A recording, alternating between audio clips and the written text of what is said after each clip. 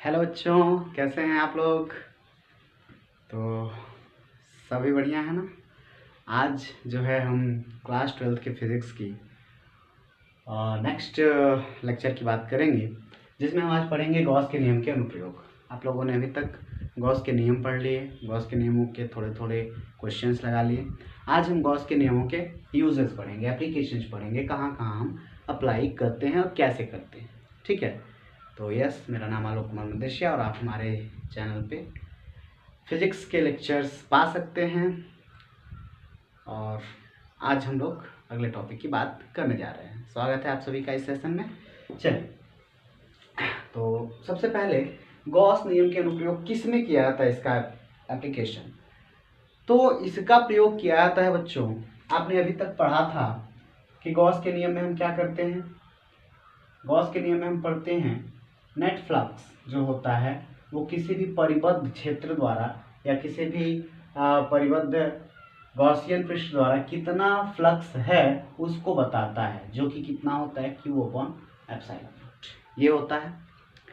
हम एक चीज़ और जानते हैं बच्चों कि किसी भी क्षेत्रफल से गुजरने वाला जो फ्लक्स होता है फाई, वो होता है वेक्टर E डॉट dA का इंटीग्रेशन, ये होता है दोनों।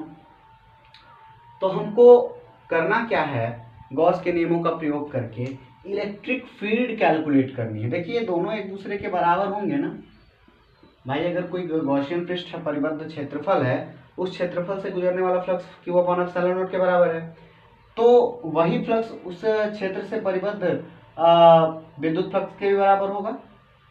ठीक है, ये E डॉट dA भी उस फ्लक्स के बराबर होगा, Q अपॉन एप्सिलॉन नॉट भी उस फ्लक्स के बराबर होगा। तो इन दोनों से हम क्या कर सकते हैं, इसको बराबर कर सकते हैं इसके, और इसको हल करके E की वैल्यू हम फाइंड कर सकते हैं।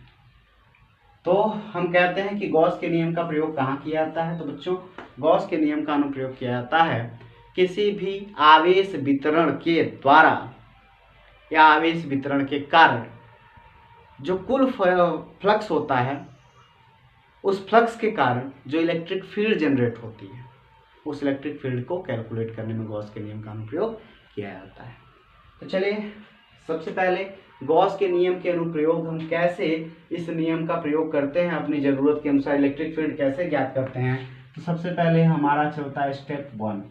इसको हम 4 चरणों में करते हैं। तो स्टेप 1 में हम क्या करते हैं, तो जो भी आवेश वितरण दिया रहे बच्चों, चाहे वो आवेश वितरण रेखीय दिया हो, चाहे वो आवेश वितरण किसी पृष्ठ पर दिया हो, ठीक है, चाहे इस पर मान लीजिए plus plus plus plus plus plus ऐसे दिया, या फिर एक पृष्ठ पर दिया हो, सरफेस पर आवेश वितरण दिया हो, ठीक है, या फिर किसी एक आयतन पर, एक स्फीयर मान लीजिए, गोला, ठीक है, और इस पर भी क्या है, आवेश वितरण समान रूप से फैला हुआ। तो इसके पृष्ठों पर अगर समान रूप से ऐसे आवेश वितरण है, तो चाहे वो रेखीय हो, क्षेत्रफली हो, या फिर आयतन के रूप में हो, अगर किसी भी प्रकार का आवेश वितरण है, तो हम सबसे पहले क्या करते हैं कि उससे परिबद्ध एक गॉसियन पृष्ठ की कल्पना करते हैं। ये पहला स्टेप है हमारा। ये गॉसियन पृष्ठ की कल्पना कैसे कर सकते हैं, तो मान लीजिए कि अगर हमारा ये जो रेखीय आवेश वितरण है, एक तार है, एक चालक तार है, और उसके चारों उस तार पर हर जगह प्लस Q कूलाम का आवेश वितरित है, ऐसे प्लस प्लस प्लस चार्ज ऐसे वितरित है। हालांकि ये चीज ध्यान दीजिएगा आप लोग कि जब भी रेखीय वितरण हो, क्षेत्रफलीय वितरण हो, या आयतन वितरण हो, किसी भी प्रकार का आवेश वितरण हो, ठीक है, तो हमेशा जो आप गॉसियन पृष्ठ मानेंगे वो सममित में होना चाहिए, इस रेखा के सममित, इस क्षेत्र के सममित, ठीक है। तो सममित होना चाहिए, सिमेट्रिक होना चाहिए। जैसे अगर इस रेखा के चारों तरफ हमको गॉसियन पृष्ठ मानना है, यानी इस रेखा को हमको क्या करना है, ढकना है, तो हम कैसे ढक सकते हैं, जो सममित में ढका जाए। तो हम इसके चारों तरफ कल्पना कर सकते हैं बच्चों, एक गॉसियन पृष्ठ जो कि बेलनाकार हो सकता है। एक गॉसियन पृष्ठ कैसा मान सकते हैं, जो कि कैसा हो सकता है, बेलनाकार हो सकता है। क्या एक ऐसा गॉसियन पृष्ठ मान सकते हैं? जी हाँ, बिल्कुल मान सकते हैं। सिमेट्री होनी चाहिए बच्चों, सिमेट्री नहीं होगी तो काम नहीं चलेगा। सिमेट्री का मतलब क्या है कि अगर बेलन है ऐसे, ठीक है, और बीच में ये हमारा वो चालक तार है जिस पर आवेश वितरित है, तो ये जो बेलन का वक्र पृष्ठ है ना, इसके डिस्टेंस इस चालक तार से हर जगह क्या होगी, समान होगी। यहाँ भी, इधर भी, अंदर की तरफ भी, हर जगह वो दूरी क्या होगी, रेडियस समान होगी। बेलन के बारे में आपने पढ़ा है, ठीक है। ऐसे ही इसके चारों तरफ भी गॉसियन पृष्ठ मानना, तो इसके चारों तरफ एक स्फीयर के ऊपर स्फीयर ही मानेंगे। एक छोटा सा अगर गेंद है तो उसको कवर करने के लिए उतना बड़ा हमको क्या करना चाहिए, एक कवर भी लगाना पड़ेगा ना, गोल। तो वैसे इसके भी चारों तरफ एक गॉसियन पृष्ठ, गोल ही मान सकते हैं। अब यहाँ पे गॉसियन पृष्ठ कैसे मानेंगे, यहाँ पे सममित गॉसियन पृष्ठ कैसे मानेंगे, तो यहाँ भी मान सकते हैं बच्चों कुछ इस प्रकार से।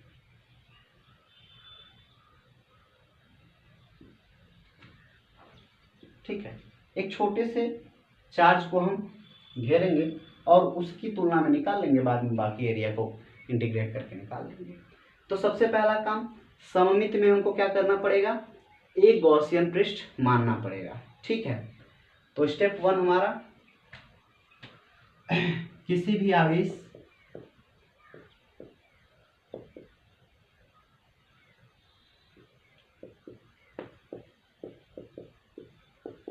वितरण के लिए उसके चारों ओर एक गॉसियन पृष्ठ की कल्पना करते हैं। सबसे पहला काम हम क्या करेंगे, एक गॉसियन पृष्ठ की कल्पना करेंगे। पहली बात समझ में आई, ठीक है। दूसरा स्टेप, सेकंड स्टेप हमारा क्या है, स्टेप 2।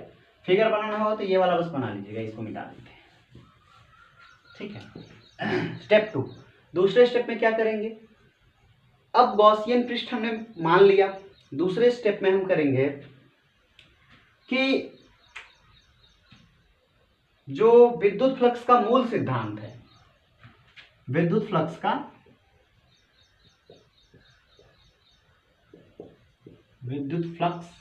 का मूल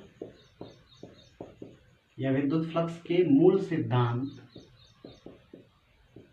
का उपयोग करेंगे। उपयोग करके पृष्ठ से गुजरने वाला, या गॉसियन पृष्ठ से, यहां लिख लीजिए, गॉसियन पृष्ठ से गुजरने वाला कुल फ्लक्स ज्ञात करेंगे, ज्ञात करते हैं, ठीक है। आपको पता है मूल सिद्धांत द्वारा हम जो फ्लक्स निकालते थे तो फाई बराबर कितना आता था, फाई बराबर हमारा आता था कितना, integration of vector E dot D, ये हमारा मूल सिद्धांत से आता था। इसको मान लीजिए समीकरण नंबर 1, ठीक है। स्टेप 3, देखो बच्चों ध्यान से देखते जाओ। पहले स्टेप में हमने क्या किया, अगर कोई आवेश वितरण दिया है तो उसके चारों ओर गॉसियन पृष्ठ की कल्पना कर लेंगे। अब बात यह आती है गॉसियन पृष्ठ हम कैसे मानेंगे। हर जगह गॉसियन पृष्ठ अलग अलग हो सकती है। जैसे क्षेत्रफल अगर दे दिया है, क्षेत्रफल पे आवेश वितरण अलग हो सकता है। क्यूब दिया, उसके चारों तरफ आवेश वितरण, उसका जो पृष्ठ होगा वो गॉसियन पृष्ठ वो अलग होगा। गोला दिया, उसका गॉसियन पृष्ठ अलग होगा। ये कैसे ज्ञात करेंगे, इसका कोई सिस्टम है क्या, तो नहीं बच्चों। इसमें आपको कल्पना करनी है और ये आप प्रैक्टिस से सीखेंगे। जितना ज़्यादा आप अभ्यास करेंगे उतना ज़्यादा वो चीज़ें क्लियर होती चली जाएंगी। ऐसा नहीं है कि ऐसा कोई एक सिस्टम बना दिया गया उसी को फॉलो करना है, नहीं। आप सीखते जाएंगे, प्रैक्टिस करते जाएंगे, सीखते जाएंगे। इसका कोई तरीका नहीं है, सिर्फ सोचना है, दिमाग लगाना पड़ेगा। गॉसियन पृष्ठ की कल्पना, आपको बात ही है कल्पना करते हैं। आप उसको सोचिए कैसा बनाएं कि सममित में रहे, बशर्ते सिमेट्रिक होनी नहीं चाहिए। यहाँ पे लिख सकते हैं बशर्ते पृष्ठ कैसा हो, सममित हो। सममित का मतलब मैंने बताया, हर जगह उसकी डिस्टेंस क्या होनी चाहिए, एक समान होनी चाहिए। ये नहीं कि पृष्ठ ऐसा बना है टेढ़ा, नहीं होगा। ठीक है ना। दूसरा है मूल सिद्धांत का प्रयोग करेंगे। अब इस पृष्ठ से अगर ये चालक तार है तो आपको पता होगा ना बच्चों, ये देखिए अगर यहाँ पे आवेश है ऐसे, तो हर प्लस पॉजिटिव चार्ज से क्या होती है, ऐसे इलेक्ट्रिक फ्लक्स हर दिशा में क्या होती है, निकलती है हर दिशा में। तो इस पूरे बेलनाकार भाग से ये पृष्ठ से क्या होगी, निकलेगी ना, इसके कारण भी ये फ्लक्स रेखाएं क्या होंगी, चारों तरफ से निकलेंगी।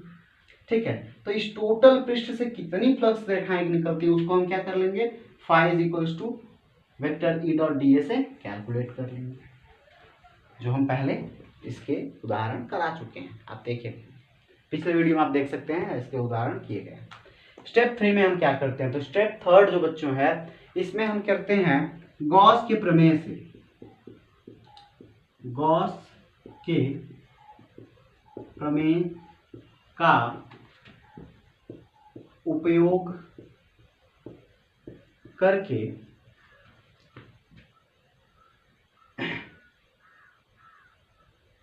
कुल आवेश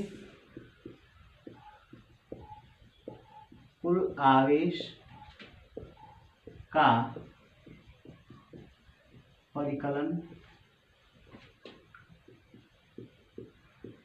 करते हैं। उस गॉसियन पृष्ठ से परिबद्ध कितना आवेश है, उस गॉसियन पृष्ठ से कितना आवेश परिबद्ध है उसका हम कैलकुलेशन करते हैं। इसके लिए आपको पता है फाई इज इक्वल्स टू क्या होता है बच्चों, Q upon epsilon naught, Q upon epsilon not. ये हो गया हमारा समीकरण नंबर 2।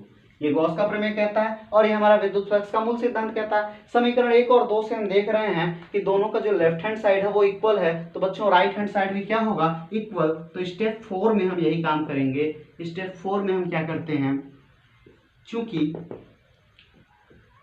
या यहां से देख सकते हैं 1 व 2 से, समीकरण 1 व 2 से, equation first and equation second से हम देख रहे हैं LHS of equation first is equals to LHS of equation 2। पहले समीकरण और दूसरे समीकरण दोनों का लेफ्ट हैंड साइड क्या है, बराबर, तो राइट हैंड साइड ऑलरेडी क्या होगा, बराबर, वो भी बराबर होगा, ये भी बराबर थे, ये भी बराबर होगा। तो जैसे हम कह सकते हैं कि integration of E dot D ए बराबर होगा किसके, क्यू अपॉन एप्सिलॉन नॉट। अब यहां से हम ई, चूंकि एक समान क्षेत्र होता है, ये ई का मान क्या होता है, एक समान होता है। भाई जो विद्युत क्षेत्र ये लगाएगा वो एक समान लगाएगा ना, तो विद्युत क्षेत्र जब एक समान होगा, ठीक है, तो डी ए क्षेत्रफल को हम इंटीग्रेट करके मान निकाल लेंगे और क्षेत्रफल से इधर भाग दे देंगे। जिस प्रकार का भी क्षेत्रफल होगा बच्चों, अगर वो बेलन है तो बेलन का वक्र पृष्ठ यहाँ पे भाग में चला जाएगा, अगर यहाँ पे गोला है तो गोले का वक्र पृष्ठ इसके भाग में चला जाएगा। यहाँ से हम ई का मान आराम से निकाल, भाई एक समीकरण बन गया ना ई और क्यू में, तो ई का मान हम निकाल सकते हैं पक्षांतर करके। ठीक है, तो स्क्रीनशॉट ले लीजिए इसका। ये गॉस के नियम के अनुप्रयोग कैसे करते हैं स्टेप वाइज हम, वो हमने आपको नोट करा दिया। ये आपकी किताब में शायद दिया हो कि किस प्रकार से यूज करते हैं। ठीक है, देख सकते हैं वहां से, स्क्रीनशॉट ले लीजिए, फिर अगले की बात करते हैं। चलिए बच्चों, तो अब हम पहला उपयोग देखते हैं इसका। अभी तो हमने देखा कि हम गॉस के नियम का उपयोग कैसे कर सकते हैं, स्टेप वाइज मैंने आपको बता दी ये सारी चीजें। अब देखिए हम पहला उपयोग पढ़ने जा रहे हैं, अनंत लंबाई के धारावाही चालक के कारण विद्युत क्षेत्र यानी electric field due to infinite length of current carrying wire, यानी एक चालक तार है जो अनंत लंबाई का है, बहुत बड़ी लंबाई का। बच्चों बहुत बड़ी लंबाई का नहीं होता तार, आपको भी पता, मुझे भी पता है, लेकिन बच्चों अगर ये बताओ कि एक चालक तार हो खूब लंबा सा और हमको विद्युत क्षेत्र इतने ही क्षेत्रफल का बताना हो, ठीक है, चाहे एक अनंत लंबाई हो उसी कारण बताना, तो हम बता पाएंगे क्या, नहीं बता पाएंगे। तो वो चीज हम कैसे निकालेंगे उस चीज को इसमें हम सीखते हैं। कह रहे हैं अनंत लंबाई का धारावाही चालक तार है, खूब लंबा सा है, उसमें विद्युत धारा प्रवाहित हो रही है। अब बताना है कि उसके चारों तरफ जो इलेक्ट्रिक फील्ड होगा ई का मान वो कितना होगा, विद्युत क्षेत्र की तीव्रता कितनी होगी। ठीक है, कैसे निकाला जाए तो सबसे पहले कुछ फिगर बनाते हैं, उसके बाद से तब इसको हल करते हैं गॉस के प्रमेय से। ठीक है, उपयोग उसका पढ़ना है तो उसी को करना है भाई। चलिए, तो एक अनंत लंबाई का चालक तार बना लेते हैं। मान लीजिए हमारा इनफाइनाइट तक गया है, ठीक है। एक चालक तार है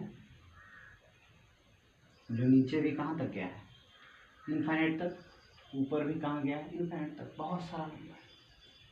ठीक है।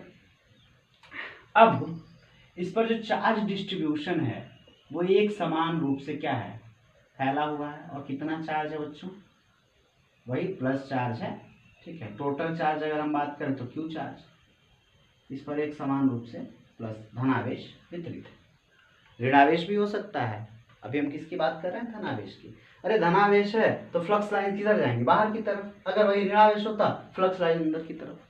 ठीक, दिशा आप जानते ही हैं, धनावेश से बाहर की तरफ, अवे फ्रॉम द चार्ज, ऋणावेश में टुवर्ड्स द चार्ज। ठीक है, आवेश की तरफ। तो अनंत लंबाई के धारावाही चालक के कारण विद्युत क्षेत्र की तीव्रता ज्ञात करनी है। हमारे पास एक अनंत लंबाई का चालक तार दिया हुआ है जिस पर एक समान रूप से आवेश वितरित है। अब बच्चों अभी आपने पहला ही स्टेप देखा है। स्टेप 1 क्या कहता है कि जब भी विद्युत क्षेत्र की तीव्रता ज्ञात करनी हो किसी भी चालक तार, किसी भी मतलब सरफेस की या किसी भी लाइन डिस्ट्रीब्यूशन ऑफ चार्ज की, तो हम क्या लीनियर डिस्ट्रीब्यूशन ऑफ चार्ज कहते हैं, कैसे निकालेंगे। तो पहला स्टेप आपको क्या लिखवाया गया कि आप उसके चारों तरफ एक गॉसियन पृष्ठ की कल्पना करिए। तो चारों तरफ एक गॉसियन पृष्ठ हम मान लेते हैं, मान लीजिए। तो अगर रेखीय है तो कैसा गॉसियन पृष्ठ मान सकते हैं, सिमेट्रिकल। तो सिमेट्रिकल कैसा होगा, बेलनाकार, एक बेलन के जैसा होगा। कैसा होगा, एक बेलन के जैसा एक सिमेट्रिकल पाथ इसका हम बनाएंगे। ठीक है, ऊपर भी नीचे भी।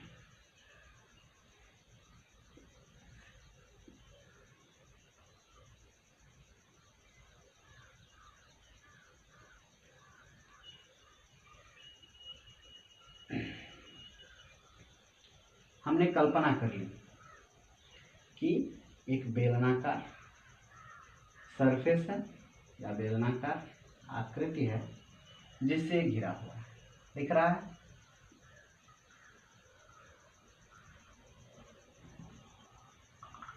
पतला तो नहीं हुआ,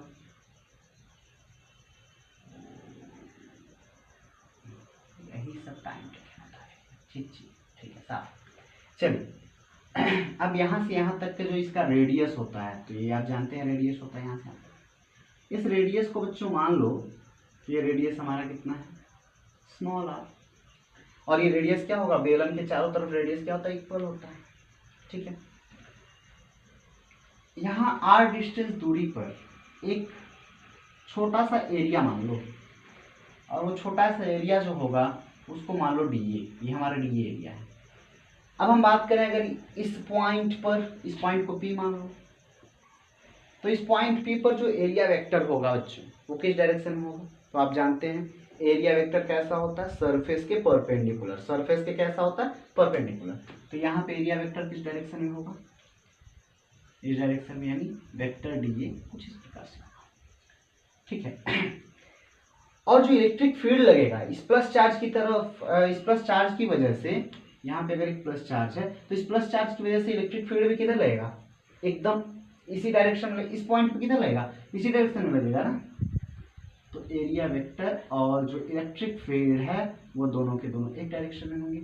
मतलब क्या है, theta is equals to 0 degree. ठीक है, theta is equals to 0 degree. अब बात करें अगर इस वाले सरफेस की,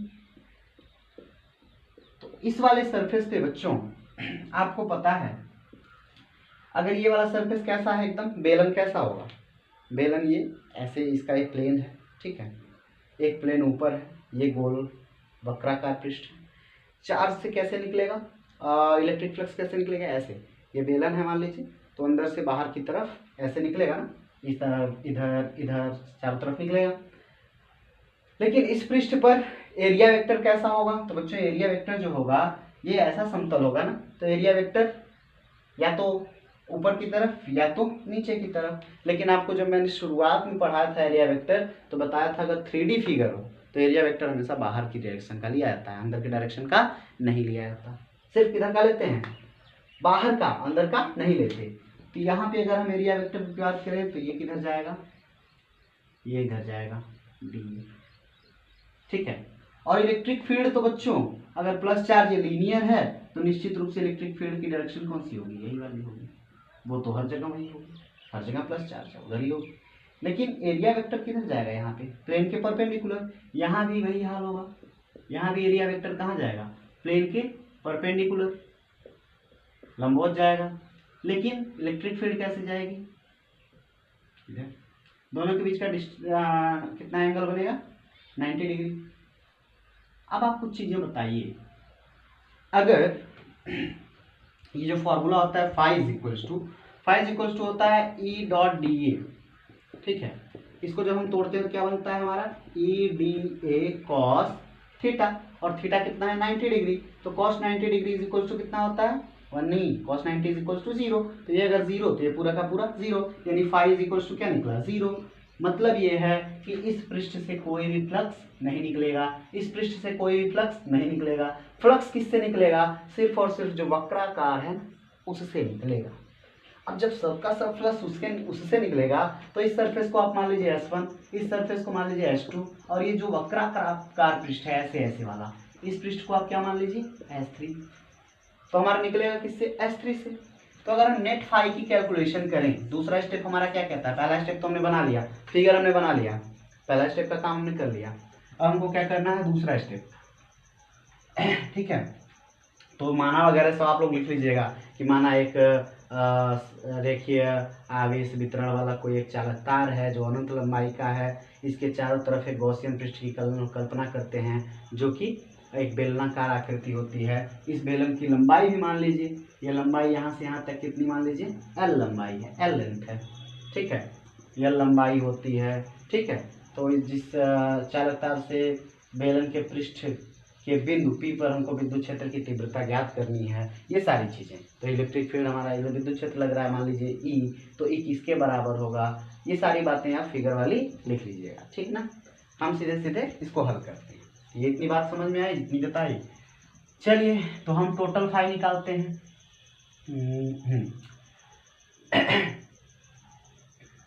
पहले हम मूल सिद्धांत द्वारा निकालते हैं, बिंदु या गॉसियन पृष्ठ से गुजरने वाला कुल निकाल लेते हैं। चलिए कुल निकालते हैं, कुल पृष्ठ से गुजरने वाला फ्लक्स, कुल पृष्ठ से गुजरने वाला फ्लक्स मान लीजिए अगर वो फाई है तो फाई बराबर कितना होगा बच्चों, तो हम इस पृष्ठ से निकलने वाला निकाल लेते हैं S1 से, सरफेस S1 से, ठीक है। पहले सरफेस से कितना निकल रहा है, तो phi due to S1 plus phi due to S2 plus phi due to S3, तीनों से कितना निकल रहा है हम तीनों को जोड़ लेंगे। अभी मैंने बताया चूंकि 90 डिग्री दोनों में है, दोनों दोनों शून्य हो जाएंगे, तो ये भी जीरो ये भी जीरो, बचा कौन, ये यहाँ लिख लीजिएगा। S1 पे से गुजरने वाला फ्लक्स क्या होगा 0, S2 से गुजरने वाला फ्लक्स क्या होगा 0। क्यों होगा बता चुके हैं, क्योंकि area vector of electric field में कितने डिग्री का एंगल बन रहा है 90 डिग्री का, ठीक है। तो ये दोनों 0 हो जाएंगे, तो ये 0 प्लस थोड़ा सा ऊपर लेते हैं, तो ये हो जाएगा is equals to 0 plus 0 plus, इसको निकालेंगे बच्चों, तो इसको निकालेंगे कितना आएगा, vector E dot D A, ठीक है। या फिर अगर इसको हम हल करेंगे तो cos 0 अंश आएगा, cos 0 की वैल्यू 1 होती है, तो क्या आएगा ई डी ए आएगा, ठीक है। या phi is equals to, calculate कर लीजिए ई क्या होगा, चूंकि ई एक समान क्षेत्र है ना भाई, चार्ज एक समान है तो इलेक्ट्रिक फील्ड भी एक समान होगा, इसलिए चूंकि ई यूनिफॉर्म है, यहाँ लिख लीजिएगा चूंकि ई एक समान है, कांस्टेंट है, कांस्टेंट लिख लीजिए, E is equals to constant, E constant है, तो ई कांस्टेंट है तो बाहर आ जाएगा, अंदर क्या बचेगा इंटीग्रेशन ऑफ डी ए।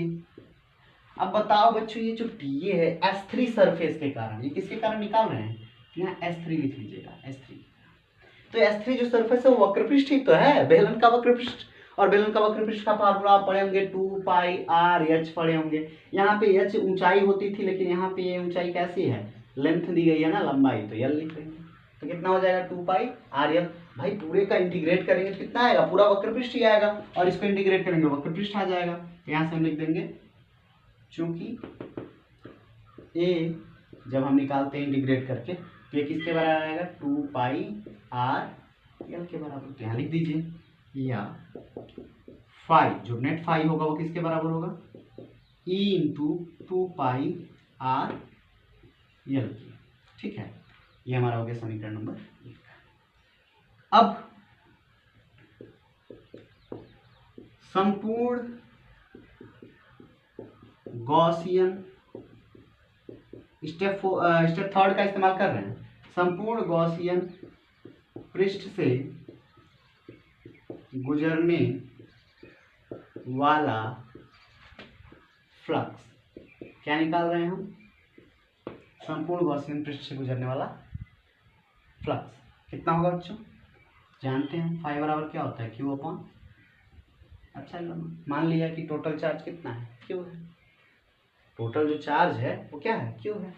तो क्या ये गॉसियन पृष्ठ ही तो है, बंद गॉसियन पृष्ठ। और किसी भी 3D से निकलने वाला गॉस ने क्या कहा था, यही तो कहा था कि टोटल जो फ्लक्स होता है वो क्यू अपॉन एप्सिलॉन नॉट के बराबर होता है, या आवेश का 1/+ एप्सिलॉन नॉट गुना होता है। तो ये हो गया हमारा समीकरण नंबर 2। समीकरण 1 और 2 से, 1 व 2 से, 1 व 2 से हमको क्या दिखाई दे रहा है, E इंटू 2 पाई आर यल बराबर क्यू अपॉन एप्सिलॉन। ठीक है, बात किसकी करनी है हमको, ई की, तो ई निकाल लेते हैं। ई बराबर क्यू अपॉन 2 पाई आर अच्छा, तो ये हमारा निकल गया फॉर्मूला। और छूटा है एल, छूटा है 2 पाई आर एल, हो गया फॉर्मूला निकल गया।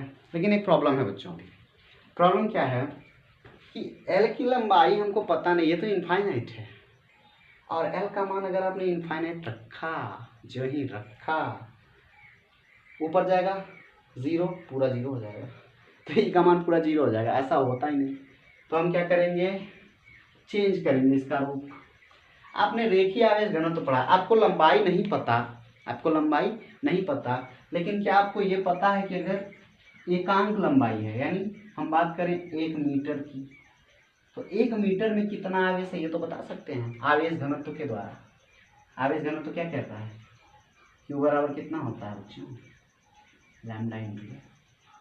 आवेश घनत्व यही कहता है, लैम्डा को हम क्या कहते हैं, आवेश घनत्व, रेखीय आवेश घनत्व। और ये कितना होता है क्यू अपॉन एल, इधर भेज दें तो क्यू बराबर लैम्डा एल, उसको उठा के रख दीजिए, क्यू के प्लेस पे रख दीजिए यहाँ से, तो ई बराबर कितना निकल जाएगा, क्यू के प्लेस पे रखिए लैम्डा इंटू एल। क्यों रखा, क्योंकि क्यू बराबर लैम्डा इंटू एल, रेखीय आवेश घनत्व गुणे लंबाई बट्टे यहाँ 2 पाई आर इंटू एल, एल से एल शहीद हो गया, बचा कौन, ई बराबर लैम्डा अपॉन 2 पाई आर, यहाँ देखिए एप्सिलॉन नॉट छूटा हुआ है, 2 पाई आर एप्सिलॉन नॉट। ये हमारा मेन फार्मूला निकल गया, ये हमारा मेन फार्मूला निकल गया। स्क्रीनशॉट ले लीजिए, ये हमारा मेन, देखिए इलेक्ट्रिक फील्ड निकल गई ना। लैम्डा का मान रख दीजिए, जो रेखीय आवेश घनत्व दिया हो, रेडियस का मान रख दीजिए, जो आपने गॉसियन पृष्ठ की कल्पना की हो कितने का है, एप्सिलॉन नॉट का मान पता ही है। अगर इसको और भी अच्छे से बनाना चाहते हैं तो थोड़ा सा और बना सकते हैं। यहाँ से हम अगर ऊपर नीचे 2 का गुणा कर दें तो क्या बन जाएगा बच्चों, ये बन जाएगा ई बराबर 2 लैम्डा बटे 2 दूना 4, 4 पाई एप्सिलॉन नॉट आर। अब कितना अच्छा बन गया ये बताइए, यहाँ पे 1 गुणे 2 लिख सकते हैं, और 1/4 पाई एप्सिलॉन नॉट को हम क्या लिखते हैं, के लिखते हैं। तो यहाँ से क्या बना सकते हैं, बना सकते हैं ई बराबर 1/4 पाई एप्सिलॉन नॉट को के लिख लीजिए, के 2 लैम्डा बाई आर, के 2 लैम्डा बाई, तो ये भी हमारा एक फॉर्मूला बन सकता है। के की वैल्यू वही होता है 9 × 10⁻⁹, रख दीजिएगा, बाकी ये काम खत्म। स्क्रीनशॉट ले लीजिए, फिर अगले की बात करते हैं, ले लीजिए। चलिए बच्चों, तो नोट कर लिया ना। अब देखिए जो हमारा फॉर्मूला आया था E is equals to lambda by 2 pi epsilon naught r. चूंकि बच्चों हम जानते हैं कि विद्युत क्षेत्र जो है एक वेक्टर क्वांटिटी है, सदिश रूप है, तो इसको अगर हम सदिश रूप में लिखना चाहें तो कैसे लिखेंगे? तो देखो ये भी कांस्टेंट होगा, घनत्व है, ये भी एप्सिलॉन कांस्टेंट होता है, पाई कांस्टेंट होता है, तो बचा कौन? आर। तो आर ही है जो डायरेक्शन बताएगा। तो इसको हम वेक्टर फॉर्म कैसे लिखेंगे?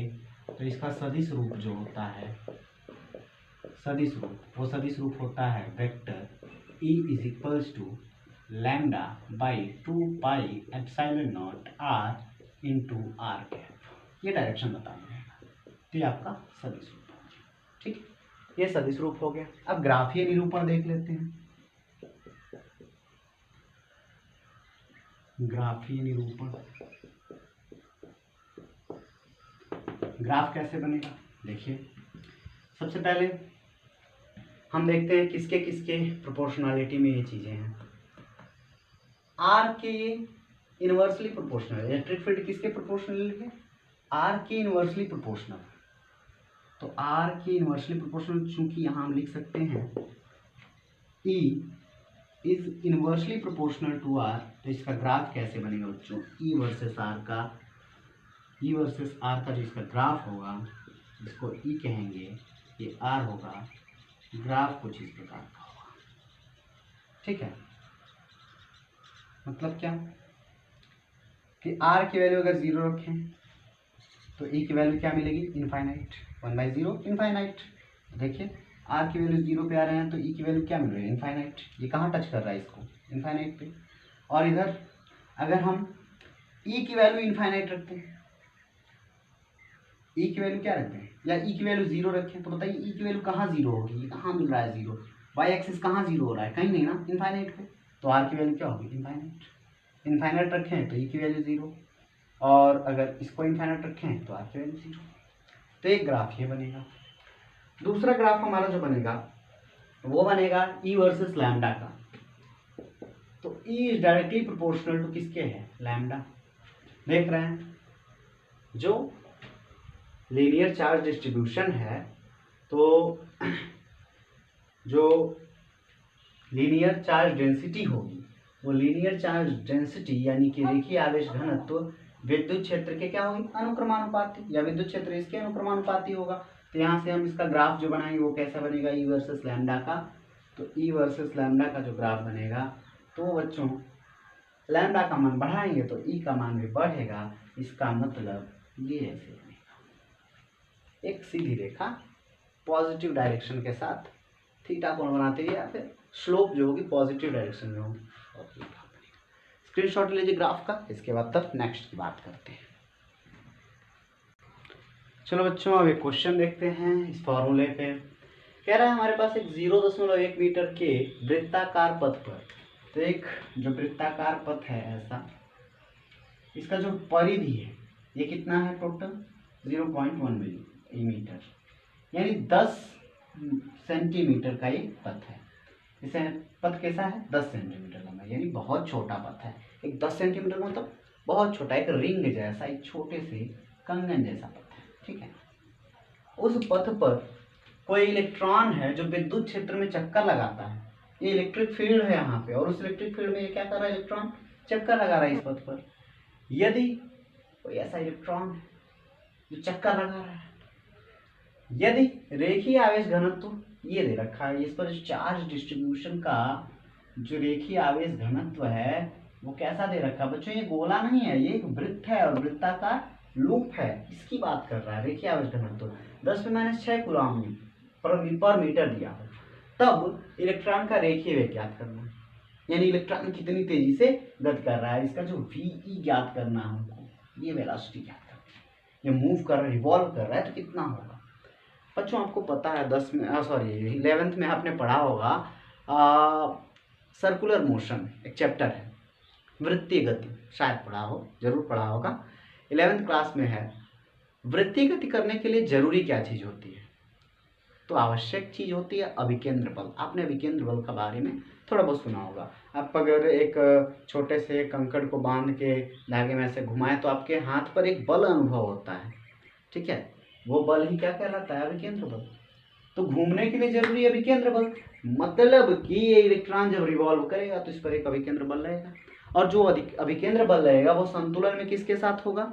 विद्युत बल के, क्योंकि यहाँ पे एक इलेक्ट्रिक फील्ड भी है, एक इलेक्ट्रिक फील्ड भी है, एक इलेक्ट्रिक फील्ड भी है।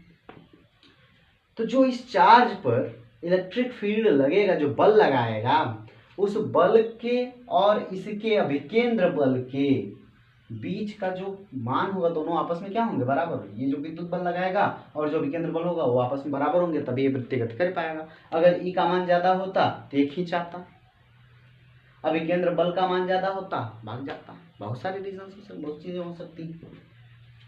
तो हम जानते हैं वृत्तीय गति के लिए, वृत्तीय गति के लिए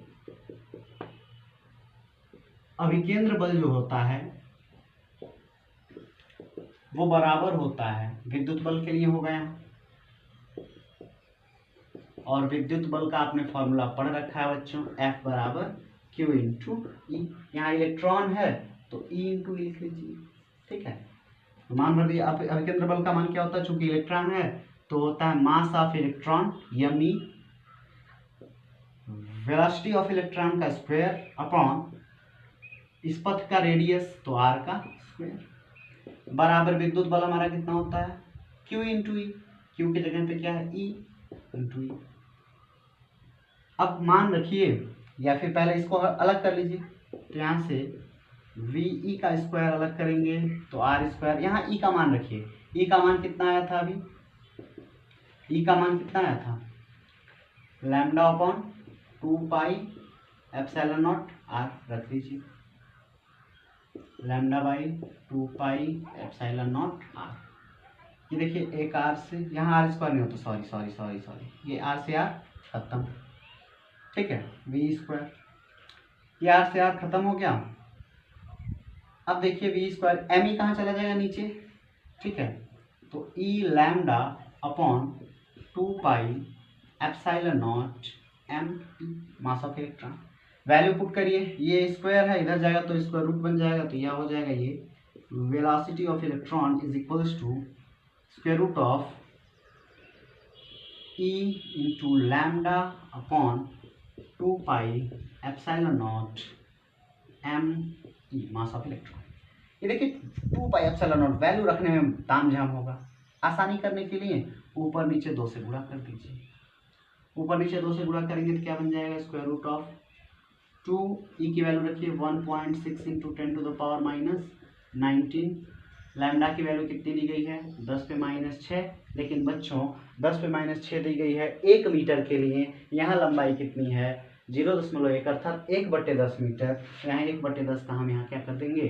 गुणा भी कर देंगे। वो वहाँ कर रहे हैं 1/10 का इसमें गुणा भी कर देंगे, ठीक है। नीचे क्या हो जाएगा? नीचे हो जाएगा यहाँ पे 2 पाई एप्सिलॉन नॉट, 2 दूना 4, 4 pi epsilon naught m e की वैल्यू कितनी होती है? 9 into 10 to the power minus 31 kilogram रख दिया। यहाँ अगर 1 ले लें तो 1/4 पाई एप्सिलॉन नॉट की वैल्यू कितनी होती है? ये मिटा दें, फिगर की कोई जरूरत नहीं, वो समझाने के लिए खाली किया था। तो यहाँ से हो जाएगा 1/4 पाई एप्सिलॉन नॉट की वैल्यू कितनी होती है? Velocity of electron is equals to square root of 1/4 pi epsilon naught की वैल्यू होती है 9 into 10 to the power 9 into 1.6 into 10 to the power minus 19, ठीक है, into 10 to the power minus 6, और ये 10 ऊपर जाएगा तो क्या हो जाएगा? 10 to the power minus 5, 10 to the power minus 5 upon, एक मिनट, -5 नहीं और 7 हो जाएगा। ये नीचे है ना, तो नीचे जाएगा तो ऊपर ऊपर जाके जुड़ जाएगा, माइनस ये तो है, ऊपर जाएगा जुड़ जाएगा, ठीक है। नीचे 1/4 पाई एप्सिलॉन की वैल्यू रख दी गई है, इसकी वैल्यू क्या कर दी गई है? रख दी गई है। बचा कौन है? ये 2 रखा है ना, देखो बच्चों यहाँ 2 भी छूट गया, यहाँ 2 की वैल्यू भी छूट गई।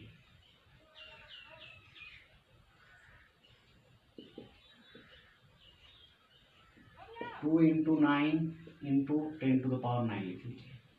अपॉन नीचे क्या होगा 9 इंटू 10⁻31 9 इंटू 10⁻31। ये देखिए 9 से 9 मर गया, बचा कितना, कितना बचा देखिए 2, ये 16 दूना 32 3.2 इंटू 10⁻, ये खत्म हो जाएगा, 10 बचेगा -10 -7 10 -7 17 10 पे -17 बटे 10 पे -31 ऊपर जाएगा तो प्लस हो जाएगा 10 पे 31 में से 17 घटा दीजिए, कितना आएगा 3.2 इंटू 11 में 7 जाए 4 और यहाँ बचेगा 2 में से 1 जाए 1 10 पे 14।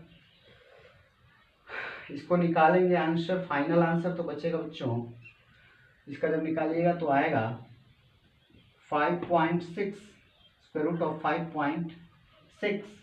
देख लीजिए कहीं गलत ना हो, कैलकुलेशन कर लीजिएगा 10⁻7।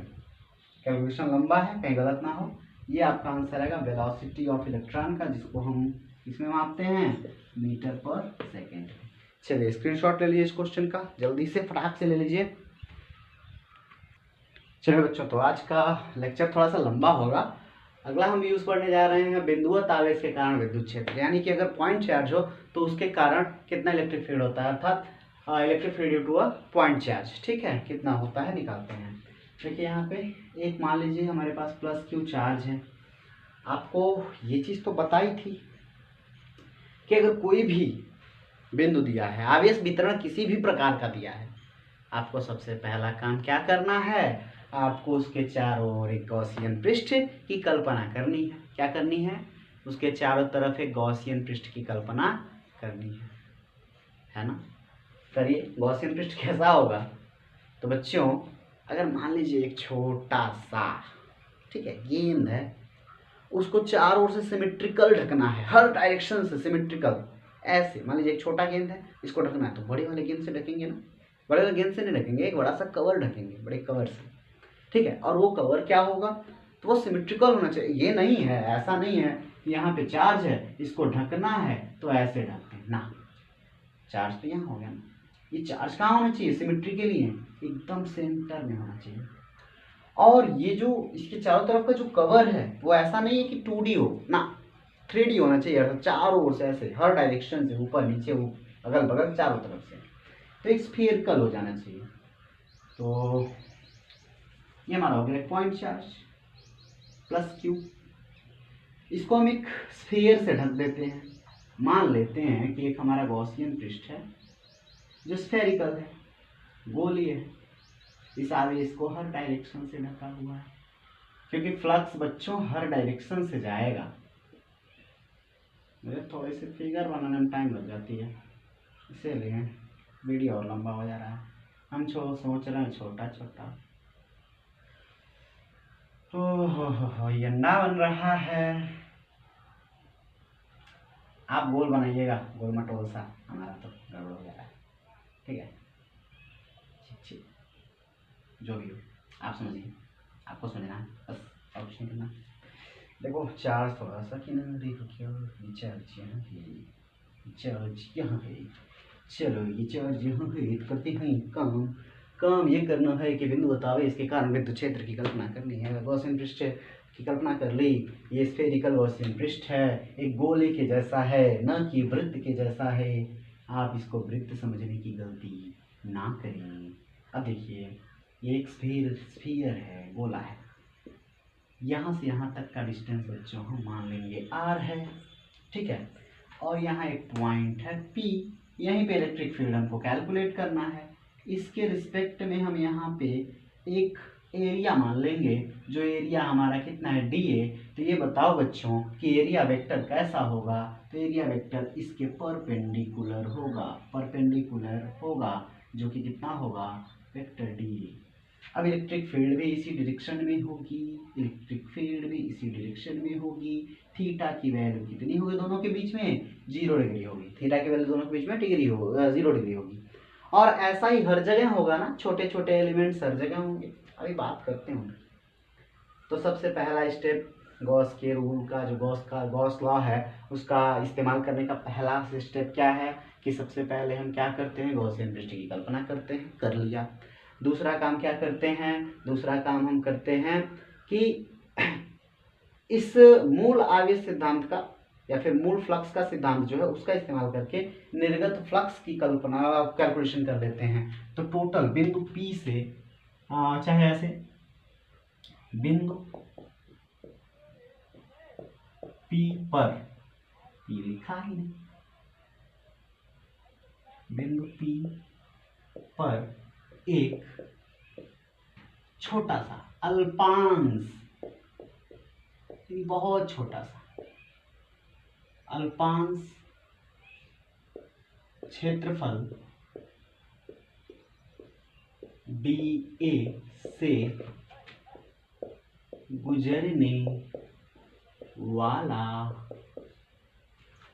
वैद्युत फ्लक्स कितना होगा, कितना होगा बच्चों, तो ये होगा phi is equals to, sorry D phi is equals to, छोटे से के लिए निकाला, D phi is equals to integration of, D phi is equals to integration of vector E dot vector D. दोनों के बीच का 0 डिग्री है, दोनों के बीच का एंगल कितना है, 0 डिग्री। और हर जगह जहां जहां निकालेंगे, यहाँ अगर डी ए मान लें, ये आर हो तो पक्का है एरिया वेक्टर इस डायरेक्शन में, ई का मान भी इस डायरेक्शन में, तो 0 डिग्री वहां भी होगा, यहाँ भी निकाले वहां भी होगा, हर जगह 0 डिग्री होगा। तो यहाँ पे सीधे सीधे हम ई डी ए लिख दें, कोई दिक्कत नहीं, ई डी ए लिख देते हैं डायरेक्ट, ठीक है। इसलिए संपूर्ण से निकाल लेते हैं, संपूर्ण पृष्ठ से गुजरने वाला फ्लक्स कितना होगा, तो कितना होगा बच्चों, तो संपूर्ण से निकालेंगे तो फाई हो जाएगा, इंटीग्रेट कर देंगे और ये हो जाएगा, ई कांस्टेंट है, एक ही चार्ज है, उसे जितना निकल रहा है समान, चारों तरफ समान होगा, तो ई कांस्टेंट है, डी ए छोटा छोटा छोटा छोटा छोटा छोटा करके निकालेंगे तो पूरा निकल जाएगा। और पूरा जो होता है एक स्फेयर, गोले का वक्र पृष्ठ कितना होता है, फार्मूला 10 में पढ़ा होगा, गोले का वक्र पृष्ठ होता है 4 pi r square, 4 pi r square, रख दीजिए तो कितना हो जाएगा, डी ए का मान 4 पाई आर स्क्वायर डायरेक्ट रखते हैं या ऐसे लिखते हैं, एक स्टेप और लिख लो, चलो, चूंकि A is equals to 4 pi r square रख दीजिए तो क्या हो जाएगा, phi is equals to E into 4 pi r square.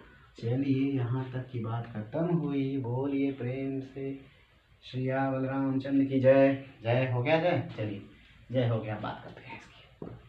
तो ये तो हमने निकाला है संपूर्ण पृष्ठ से गुजरने वाला फ्लक्स, ये अभी गॉस के नियम का इस्तेमाल नहीं किया। अब गॉसियन पृष्ठ, अब गॉसियन पृष्ठ से गुजरने वाला फ्लक्स क्या होता है, गॉसियन पृष्ठ से गुजरने वाला फ्लक्स कितना होता है, तो गॉसियन पृष्ठ से गुजरने वाला flux phi is equals to होता है Q upon epsilon naught, Q upon epsilon naught. हाँ ठीक है, तो यहाँ से और यहाँ से क्या देखने को मिल रहा है, इसको इक्वेशन फर्स्ट कर लें, इसको इक्वेशन सेकंड कर लें। फर्स्ट और सेकंड से क्या दिख रहा है, 1 और 2 से, 1 और 2 से क्या दिख रहा है, E into 4 pi r square बराबर क्यू बटे एप्सिलॉन, ये दिख रहा है ना, क्यू अपॉन एप्सिलॉन दिख रहा है।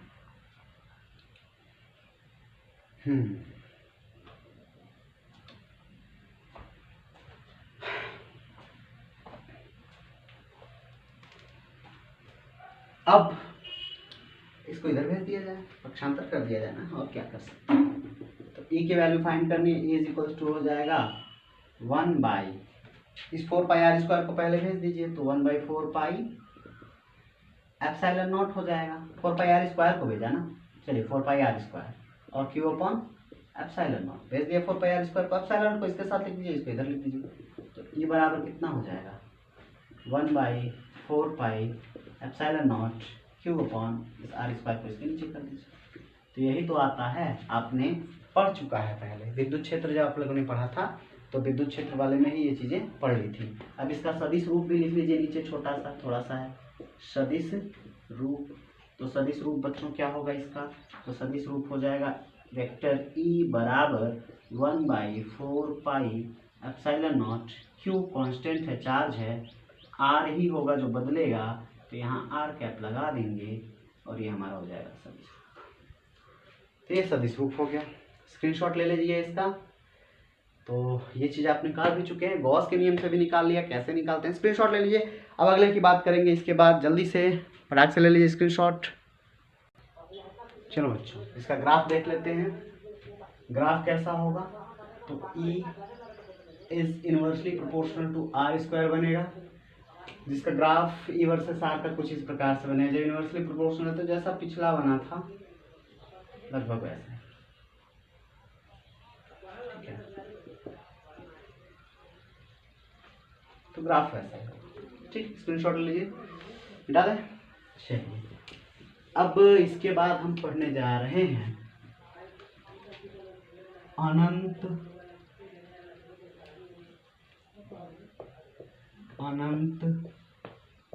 आकार के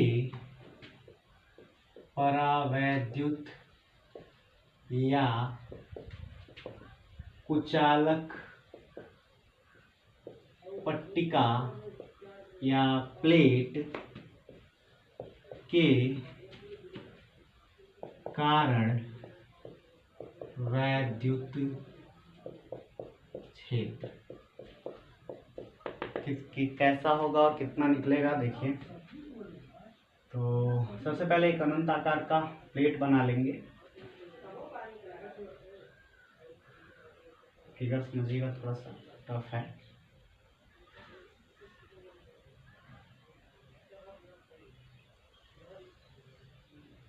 एक प्लेट है जो चार्ज है और कुचालक है,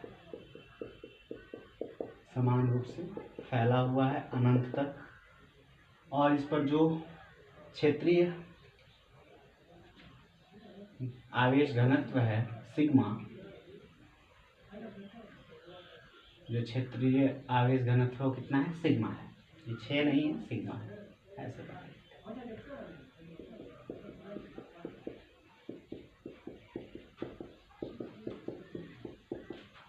ठीक है, अब हमको कह रहा है कि इसके कारण विद्युत क्षेत्र बताइए कितना होगा। तो सबसे पहला काम हम क्या करते हैं, एक गॉसियन पृष्ठ की कल्पना करते हैं इससे परिबद्ध। तो इससे परिबद्ध गॉसियन पृष्ठ कैसे होगा, तो देखो बच्चों ये एक प्लेट है, ऐसा कोई प्लेट है, ठीक है। गॉसियन पृष्ठ कैसा होगा, तो जब एक रेखा थी तो उसके चारों ओर हम क्या माने थे, ऐसे बेलन माने थे। अब यही कई रेखाएं हो गई, इसके चारों तरफ कैसा बेलन मानेंगे, तो कुछ अगर ऐसा मान लें तो ये पूरा पूरा गिर जाएगा ना, तो हम छोटा सा के लिए मान लेते हैं और बाकी अनंत तक की कैलकुलेशन कर लेंगे। तो देखिए एक हम बेलन मान लेंगे जो इस क्षेत्र से होकर के गुजरा होगा, मान लेंगे कि इस क्षेत्र से क्या है, होके गुजरा है, ठीक है। यहाँ पे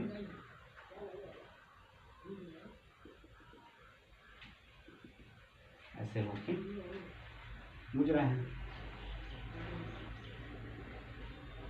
ठीक है, और एक समान रूप से फैला हुआ है, मान लेंगे। अब देखो बच्चों जितना यहाँ क्षेत्रफल उतना यहाँ भी, उतना यहाँ भी। बात करते हैं इन आवेशों के कारण जो फ्लक्स निकलेगा किन किन पृष्ठों से निकलेगा, तो आवेश तो हर डायरेक्शन में निकलेगा, इस पृष्ठ से भी निकलेगा, इस पृष्ठ से भी निकलेगा और इससे भी निकलेगा। तो इस पृष्ठ से जो मान लीजिए इसको S1, ये वाला जो पृष्ठ है इसको मान लीजिए S2, और ये वाला जो पृष्ठ है इसको मान लीजिए S3, ठीक है। S1, S2 और S3 तीन सरफेस हो गए। अब हम S1 से निकलने वाला देखते हैं कि इसका एरिया वेक्टर किधर होगा बच्चों, इसका एरिया वेक्टर इधर होगा, और जो इलेक्ट्रिक फील्ड की डायरेक्शन होगी वो भी इसी डायरेक्शन में होगी, इलेक्ट्रिक फील्ड भी इसी डायरेक्शन में होगी। यहाँ एरिया वेक्टर किधर होगा, इस डायरेक्शन में, और इलेक्ट्रिक फील्ड भी किधर होगी, इसी डायरेक्शन में होगी, away from the charge, away from the charge. यहाँ पे अगर इस क्षेत्र से देखा जाए तो इसका एरिया वेक्टर किधर है बच्चों, ऊपर की तरफ, ऐसे, ठीक है। लेकिन इलेक्ट्रिक फील्ड किधर है, तो यहाँ इलेक्ट्रिक फील्ड तो यही वाली में होगी, तो इलेक्ट्रिक फील्ड हमारी इस डायरेक्शन में, अर्थात इनके बीच का जो एंगल है वो थीटा बराबर कितना है, 90 डिग्री। अर्थात इस पृष्ठ से ये जो सरफेस वक्री है कर्व वाला, उससे कोई भी फ्लक्स नहीं निकलेगा। तो हम बारी बारी से निकाल लेते हैं। फाई वन की वैल्यू निकालते हैं तो कितना होगा, इंटीग्रेशन ऑफ S1 के लिए कितना, ई डी ए कॉस 0 अंश, तो डायरेक्ट लिख लेते हैं। फाई 2 बराबर निकालते हैं तो कितना ये होगा, इंटीग्रेशन ऑफ S2 के लिए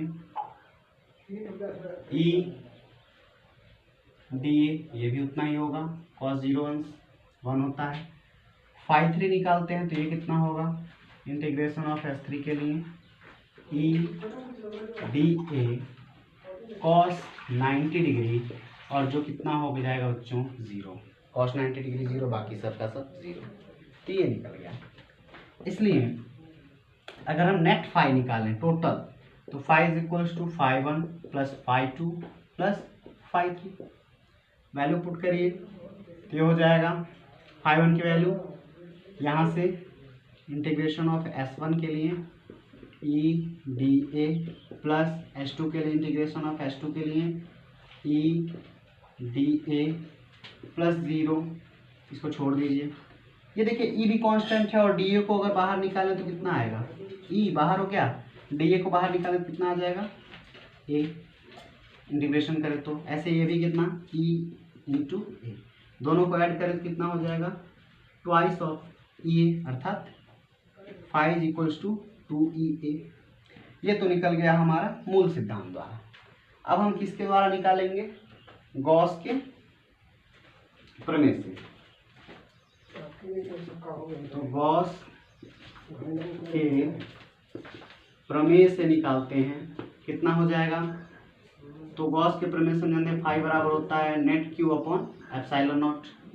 अब चार्ज कितना है, तो चार्ज जो है क्यू बराबर वो कितना होता है बच्चों, सिग्मा इंटू ए। जब पृष्ठीय आवेश घनत्व हो या क्षेत्रीय आवेश घनत्व तो उसके लिए क्यू बराबर होता है सिग्मा इंटू ए। तो यहाँ क्यू का वैल्यू, अब ये देखो समीकरण नंबर ये 2 हो गया, इसको मान लीजिए ए, दोनों से देखेंगे 1 व 2 से, तो हमारा कितना निकल जाएगा, 2EA बराबर Q by epsilon naught. Q की वैल्यू रख देंगे, तो क्यू की वैल्यू रखेंगे तो यहाँ से बन जाएगा ट्वाइस ऑफ EA, अर्थात 2EA बराबर क्यू की वैल्यू हो जाएगी sigma into A upon epsilon not. ये देखिए ए से ए मर गया, क्या बचा 2E, तो बचेगा E बराबर सिग्मा अपॉन 2 एप्सिलॉन नॉट। तो ये हमारा हो जाएगा इलेक्ट्रिक फील्ड इस अनंत क्षेत्रफल वाले कुचालक के कारण, ये मान लीजिए। अब बात करेंगे, मान लीजिए कुचालक था, ठीक है, अगर यही प्लेट संधारित्र की हो जाए, एक प्लेट इधर एक प्लेट इधर, और संधारित्र में ये कैसा हो जाए, चालक प्लेट हो जाए। तो चालक प्लेट जैसे संधारित्र में होता है, तो चालक प्लेट के लिए, चालक प्लेट के लिए कितना होता है, तो चालक प्लेट के लिए इलेक्ट्रिक फील्ड हो जाएगी E is equals to sigma by 2 epsilon naught, sorry sigma by epsilon naught. अभी इसको हम प्रूफ करके दिखाते हैं संधारित्र से कैसे इतना होता है। स्क्रीनशॉट लीजिए इसका।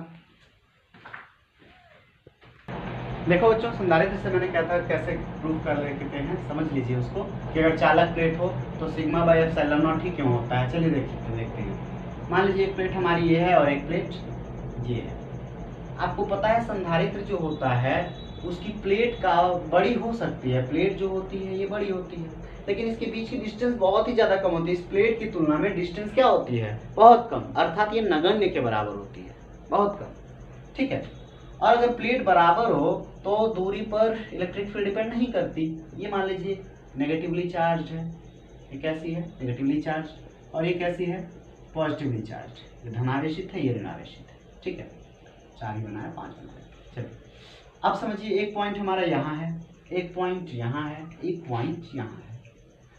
तो बच्चों बताइए अगर ये ए है, ये बी है और ये सी है, तो ए पर कौन कौन सा इलेक्ट्रिक फील्ड काम करेगा? इसके कारण एक काम करेगा अवे फ्रॉम द चार्ज, इसको मान लेते हैं E1 जो इस डायरेक्शन में काम करेगा, और एक माइनस के कारण भी काम करेगा जो इस डायरेक्शन में, क्योंकि आप जानते हैं माइनस के कारण जो इलेक्ट्रिक फील्ड होती है टुवर्ड्स द चार्ज होती है, चार्ज की ओर, आवेश की ओर होती है, और जो धनावेश के कारण होती है वो आवेश से दूर होती है। तो यहाँ पे इसके कारण आवेश से दूर और इसके कारण आवेश की तरफ, इसको E2 मान लेते हैं। यहाँ क्या होगा आवेश से दूर, इसके कारण आवेश से दूर E1, फिर इसके कारण आवेश की ओर इसी डायरेक्शन में होगा ना,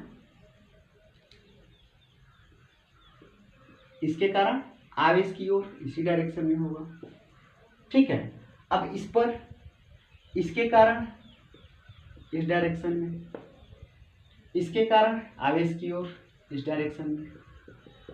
और बच्चों इतनी बातें हो गई। अभी मैंने बोला कि अगर प्लेट बराबर है तो डिस्टेंस मायने नहीं रखती, अर्थात E1 जो होगा वो E2 के क्या होगा बराबर, E1 E2 के क्या होगा बराबर।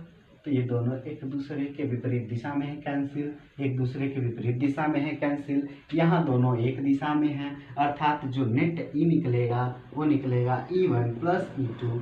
E1 की वैल्यू रख दीजिए, कितनी आई थी सिग्मा अपान इस प्लेट के कारण, एक प्लेट के कारण सिग्मा बाई 2 एप्सिलॉन नॉट, एक प्लेट के कारण सिग्मा बाई 2 एप्सिलॉन नॉट, दोनों के कारण जोड़ दीजिए 2 सिग्मा अपान 2 एप्सिलॉन नॉट, 2 से 2 खत्म, sigma by epsilon not. Screenshot ले लीजिए और समझ लीजिए कैसे आ गया। तो आज के लिए बस इतना ही, लंबा लेक्चर हो गया फिजिक्स का, ये क्लास 12 का। नेक्स्ट वीडियो में हम लोग डिस्कस करेंगे और भी कंडीशंस, अभी तो कुछ आधी हुई हैं, आधी कंडीशंस और बाकी हैं, उसके बाद कुछ न्यूमेरिकल्स हैं और तब ये चैप्टर आपका ख़त्म हो जाएगा। तो पढ़ाई करते रहिए, all the very best. Next video में मिलते हैं, थैंक यू वेरी मच।